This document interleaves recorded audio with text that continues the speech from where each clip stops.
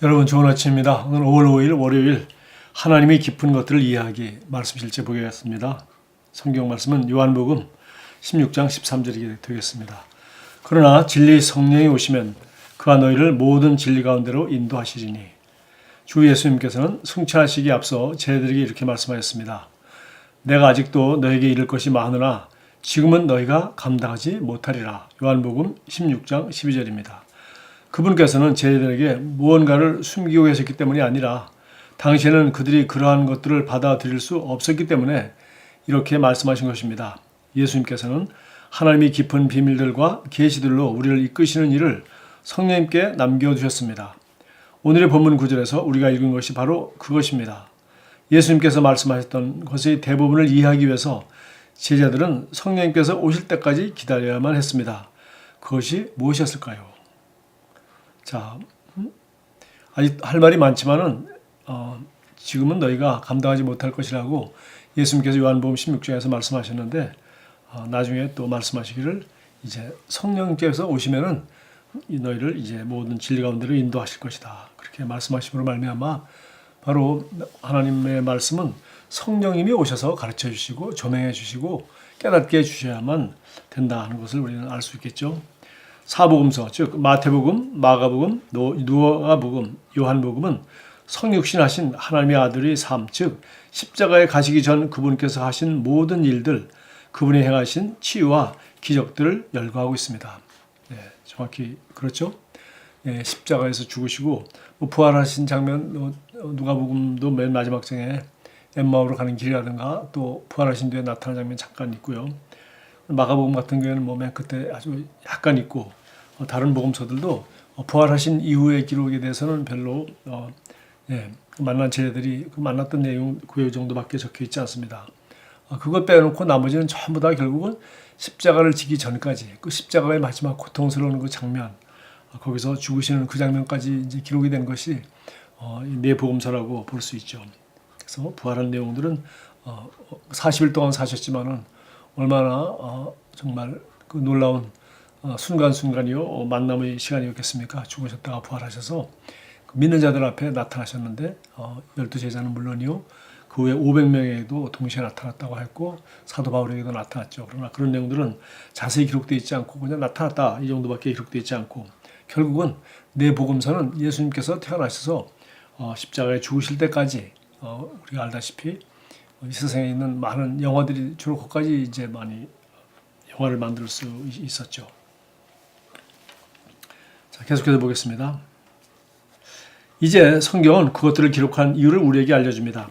다만 이것들을 기록하는 것은 너희로 예수가 그리스도 곧 하나님의 아들이심을 믿게 하려는 것이요 또 믿음으로써 그 이름을 통해 생명을 얻게 하려 함이라. 요한복음 20장 31절.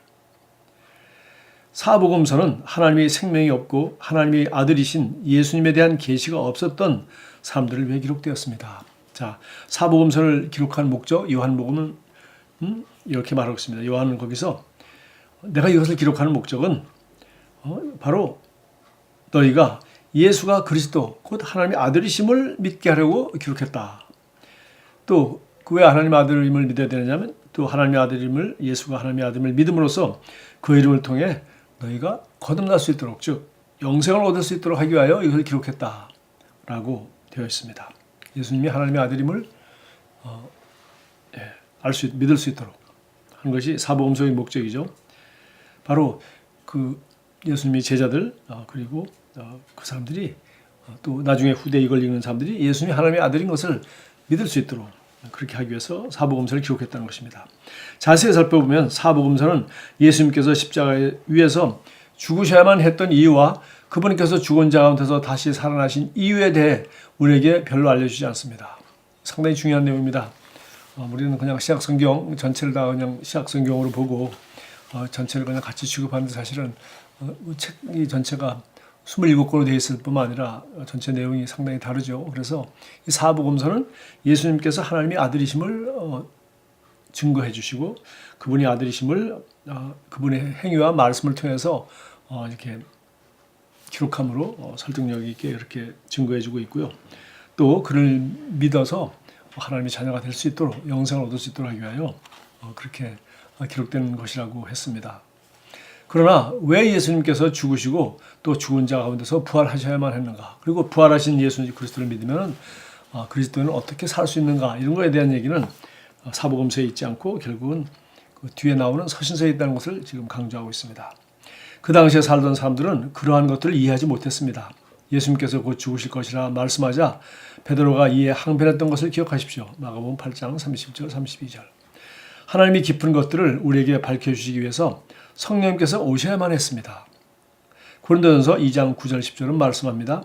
기록된 바 하나님이 자기를 사랑하는 자들 위하여 예비하신 모든 것은 눈으로 보지 못하고 귀로 듣지 못하고 사람의 마음으로 생각하지도 못하였다 함과 같으니라. 하나님께서 우리 사랑하는 자들을 위하여 예비하신 것은 볼 수 있는 것, 들을 수 있는 것, 그런 것이 아니고 또 심지어 사람의 마음으로도 생각할 수도 없는 것이라고 했습니다. 오직 하나님이 성령으로 이것을 우리에게 보이셨으니 성령만이 이것을 우리에게 보여준다는 것입니다. 그러니까 사람이 아무리 눈이 밝다고 해도 또 눈의 약점을 보완하기 위해서 망원경을 가지고 본다고 해도 혹은 더 작은 것, 눈으로 볼 수 없는 작은 것을 보기 위해서 현미경을 가지고 보고 눈으로 볼 수 없는 먼 천체를 관측하기 위해서 망원경을 본다고 해도 결국 그것은 눈으로 볼 수 있는 것 그리고 우리 시각으로 인지할 수 있는 것만 인지할 수 있게 되는 것이죠. 그러나 하나님은 영적인 존재는 현미경이나 우리 눈으로 망원경으로 볼 수 있는 것이 전혀 아니라는 것을 우리가 알 수 있습니다. 뿐만 아니라 여기 말한 것처럼 눈으로 보지 못하고 귀로 듣지 못하는 우리 오감 지식으로 알 수 없을 뿐만 아니라 그냥 우리 그 성경은 이걸 가리켜 그 하나님을 알지 못하는 그 상실한 마음이라고 했는데 타락한 마음, 상실한 마음, 영적으로 죽은 상태의 인간의 생각은 이런 영적인 것을 생각하거나 알 수도 없다는 것입니다.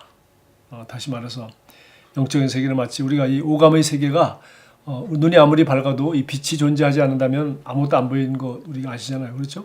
눈이 좋아도 아무 소용 없습니다. 한밤중에 빛이 없으면 우리 눈은 아무리 그 기능이 다 있어도 그 시각으로서의 역할을 전혀 못하는 것과 마찬가지로 인간도 영적으로 죽은 존재이기 때문에 영적인 것에 대해서는 눈이 밝다고 한들 빛이 없으므로 아무것도 인지하지 못하듯이 영적인 세계가 분명히 존재하는데도 불구하고 영적으로 죽어 있기 때문에 결국은 영적인 세계에 대해서 전혀 알 수가 없다는 것입니다. 그럼 언제 이제 영적인 것이 우리가 가능할 수 있습니까? 오감 세계는 빛이 들어옴으로 말미암아 우리가 시각의 세계가 우리가 물론 당연히 우리가 눈이 건전한 눈을 가지고 있다고 할 때 드디어 빛이 있어야 눈이 건강하다 하더라도 눈이 있다 하더라도 빛이 있어야 그 시각으로 인지할 수 있는 것을 우리가 인지할 수 있듯이 영적인 것도 우리 영적으로 거듭나서 영적인 생명을 소유해야 드디어 이제 영적인 것에 대해서 우리가 인지할 수 있는 능력이 생기는 것이죠. 그래서 그러면 이 영적인 것을 어떻게 알게 하느냐 이것은 바로 성령께서만 해주신다. 무엇이냐 성령이 우리를 거듭나서 정말 이 영적인으로 우리를 죽은 자 가운데서 살릴 뿐만 아니라 영적인 죽음에서 영적인 생명으로 옮겨나가게 할 뿐만 아니라 성령께서 드디어 영적인 것에 대한 것을 보게 하고 들을 수 있고 알 수 있게 해주시는 분이 바로 성령이라는 것입니다. 사람의 마음으로 생각지도 못했다 함과 같으냐 오직 하나님이 성령으로 이것을 우리에게 보이셨으니 성령은 모든 것 곧 하나님이 깊은 것까지도 통달하시나니 성령은 하나님의 영이기 때문에 하나님이 깊은 것도 통달할 뿐만 아니라 인간의 영도 인간이 우리 거듭난 영만이 인간의 깊은 속에 있는 것을 알고 물론 성령님은 하나님이 깊은 것뿐만 아니라 우리 거듭난 인간의 그 영의 깊은 속도 다 성령님을 아시죠. 성령님을 통해서 우리는 그리스도 예수 안에서 우리에게 아낌없이 주어진 것들을 발견합니다.